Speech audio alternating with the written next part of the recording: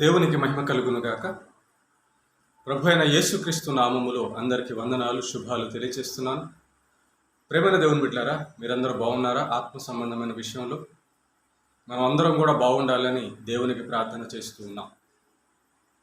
పరిశుద్ధ గ్రంథంలో నుంచి కొన్ని వచనాలు చదువుకొని ఆలోచన చేద్దాం. యోహాను సువార్త 19వ అధ్యాయము 6 నుంచి 11 వరకు చదువుతాను. ప్రధాన యాజకులను బంట్రౌతులను ఆయనను చూచి సిలువ వేయము అని కేకలు వేయగా, పిలాతు, ఆయన యందు ఏ దోషమును నాకు కనబడలేదు కనుక మీరే ఆయనను తీసుకొని పోయి సిలువ వేయుడని వారితో చెప్పాను. అందుకు యూదులు, మాకొక నియమము కలదు, తాను దేవుని కుమారుడనని ఇతడు చెప్పుకొనెను గనుక ఆ నియమము చొప్పున ఇతడు చావవలనని అతనితో చెప్పిరి. పిలాతు ఆ మాట విని మరి ఎక్కువగా భయపడి తిరిగి అధికార మందిరంలో ప్రవేశించి, నీవెక్కడ నుండి వచ్చితివని యేసును అడిగాను. అయితే యేసు అతనికి ఏ ఉత్తరము ఇయ్యలేదు.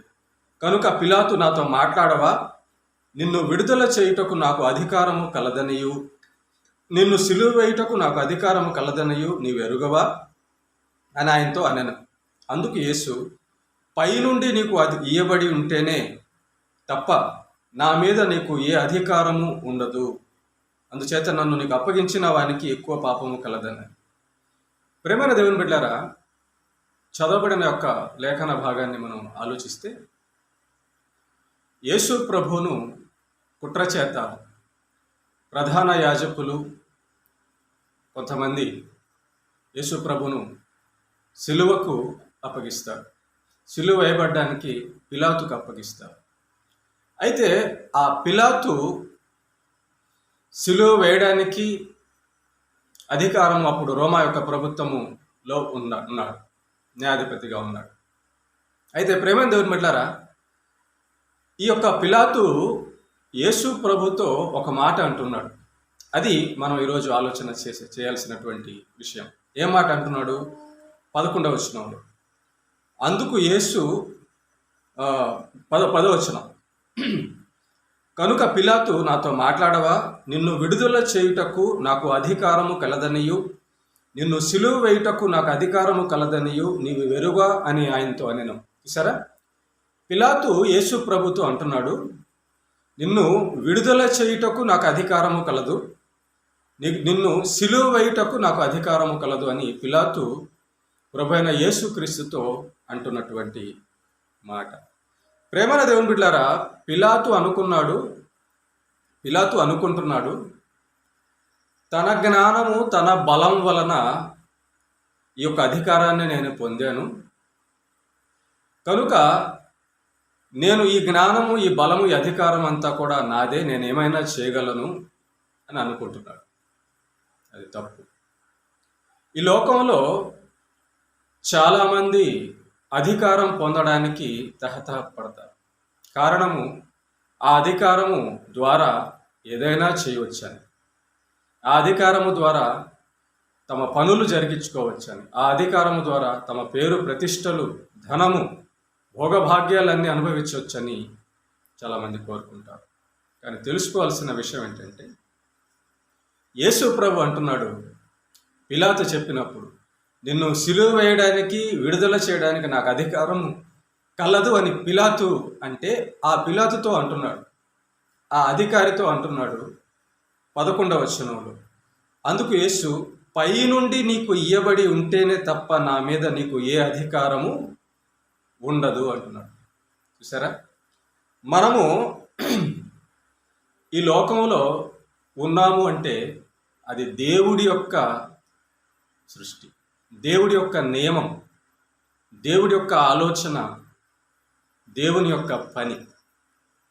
ప్రేమన దేవుని బిడ్డలారా, సర్వ సృష్టికి దేవుడే ప్రభువు, సర్వ సృష్టికి దేవుడే రాజు, సర్వ సృష్టికి దేవుడే అధికారి. కనుక ఎవరైతే తండ్రి అయిన యెహోవా దేవుణ్ణి నా రాజు, నా ప్రభు అనుకుంటారో, ఆయన ప్రియకుమారుడైన యేసు ప్రభువుని ఆయనే నా ప్రభు, నా రాజు అనుకుంటారో, అట్టివారు ధన్యులు. ఎందుకంటే దేవుడు శాశ్వతమైన రాజు, దేవుడు మరణము లేనివాడు. దేవుడు సర్వశక్తిమంతుడైనటువంటి రాజు, అధికారి. ఆయన ఏమైనా చేయగలడు. ఈ లోకంలో ఉన్న మానవుల అధికారము ఎంతవరకు, ఈ లోకంలో మానవుల యొక్క జీవితం ఎంతవరకు ఆలోచించండి. మనం వేసినటువంటి ఓట్ల ద్వారా దేవుడు, ప్రేమైన దేవుని బిడ్డలారా, మనం వేసినటువంటి ఓట్ల ద్వారా మన సొంతగా మనం అధికారులను, ముఖ్యమంత్రుల్ని, ప్రధానమంత్రుల్ని నియమించుకుంటున్నాము అనుకుంటే పొరపాటు. ఒక ముఖ్యమంత్రి బతికుండాలన్నా, ఒక ప్రధానమంత్రి బతికుండాలన్నా దేవుడు బ్రతికించాలి.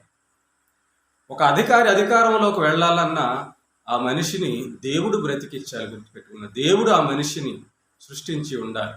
ఇక అతని జీవితం ఎలాంటిది అనేది వేరే సంగతి.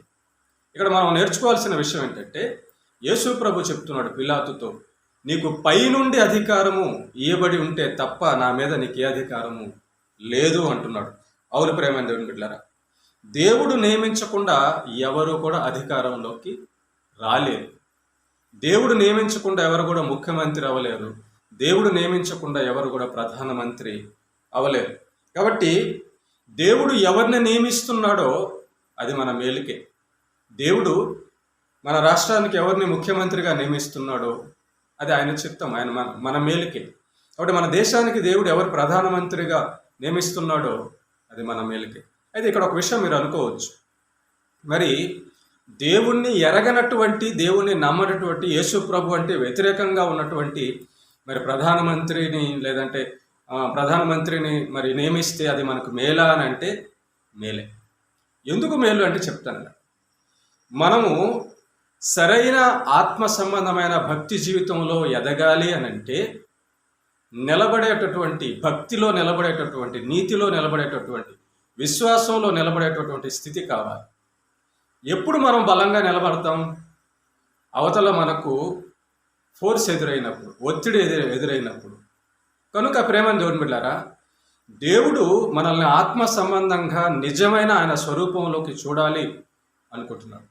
కనుక మనకి ఏది అవసరమో అది దేవుడు చేస్తాడు. ఒకవేళ దేవుణ్ణి నమ్మని మనిషినైనా ప్రధానమంత్రిగా ఆయన నిలబెట్టవచ్చు. దానివల్ల కూడా దైవభక్తులకు ఉపయోగం ఉంది.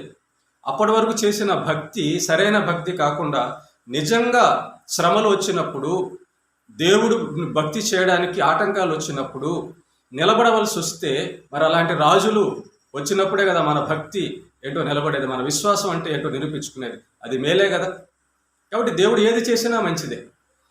దేవునికి భయపడి పరిపాలించే ప్రధానమంత్రి వచ్చినా మంచిదే, దేవుని నమ్మని ప్రధానమంత్రి వచ్చినా మంచిదే. దేవుడు ఏం చేసినా కూడా అది మనకు మంచిదే. కాబట్టి ప్రేమను దేవుని బిడ్డలారా గుర్తుపెట్టుకోండి, ఏ ప్రధానమంత్రి అయినా, ఏ ముఖ్యమంత్రి అయినా, ఏ రాజు అయినా ఆఖరికి ఒక దినాన యేసు ప్రభువులకు ప్రభు, రాజులకు రాజైన యేసుక్రీస్తు యొక్క కాళ్ళు పట్టుకోక తప్పదు. ఇది ఖచ్చితం. మనుషులు ఎంతకాలం పరిపాలిస్తారు? శాశ్వతం కాదు కదా. కనుక తీర్పు దినం ఒకటి ఉంది. ప్రభు అయిన యేసుక్రీస్తు సర్వమును తీర్పు తీర్చే దినం ఒకటి ఉంది అందరికీ. ఆ రోజున రాజులు, ముఖ్యమంత్రులు, ప్రధానమంత్రులు, మనుషులు, సామాన్యులు అందరూ కూడా యేసు ప్రభు యొక్క పాదాల దగ్గర మోకరించి ఆయన తీర్పు కోసం ఎదురు చూడాలి. ఆయనను ఆ రోజు ఆయన కరుణ కోసం, ఆయన యొక్క ప్రేమైన దేవుని బిడ్డలారా ఎదురు చూడాలి. కనుక ఎవరు వచ్చినా కూడా మేలే. ప్రార్థన అధికారుల కొరకు, రాజుల కొరకు దేవుడు ప్రార్థన చేయమన్నాడు. మనం ప్రార్థన చేయడం మన బాధ్యత. మన వంతుగా మనం ప్రయత్నం చేయడం మన బాధ్యత. ప్రభుత్వానికి న్యాయంగా మనం ఉండడం మన బాధ్యత. అయితే దేవుని విషయంలో ఖచ్చితంగా మనం నిలబడడం కూడా మన బాధ్యత. కనుక రాజులు, ప్రధానమంత్రులు, ముఖ్యమంత్రులను దేవుడే నియమిస్తాడు.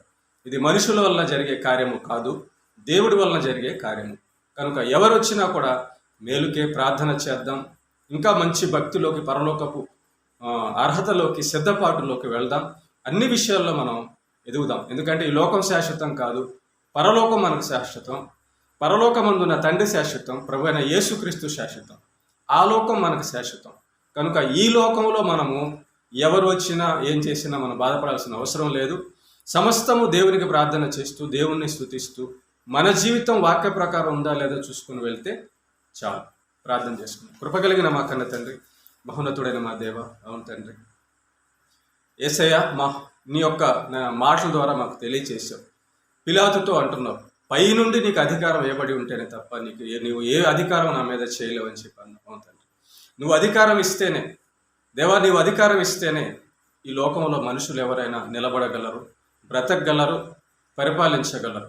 అయితే మా రాజువు నువ్వే, మా దేవుడవు నువ్వే, మా తండ్రివు నువ్వే, మా సృష్టికర్తవు నువ్వే, మమ్మల్ని ప్రేమించి సమస్తాన్ని ఏర్పాటు చేసిన వాడవు నువ్వే. యేసయ్య, మా కొరకు ఆ కలవరి శిలువలో నీ రక్తం ప్రాణం ఇచ్చి శాశ్వత రాజ్యమైన పరలోకానికి అర్హులుగా ఎంచినందుకు స్తోత్రాలు. ఈ వాక్యం ఎవరైతే వింటున్నారో వారందరినీ కూడా బలపరచండి. నేను నీవే నియమించేవాడవు, నీవే సమస్తాన్ని జరిగించేవాడవు.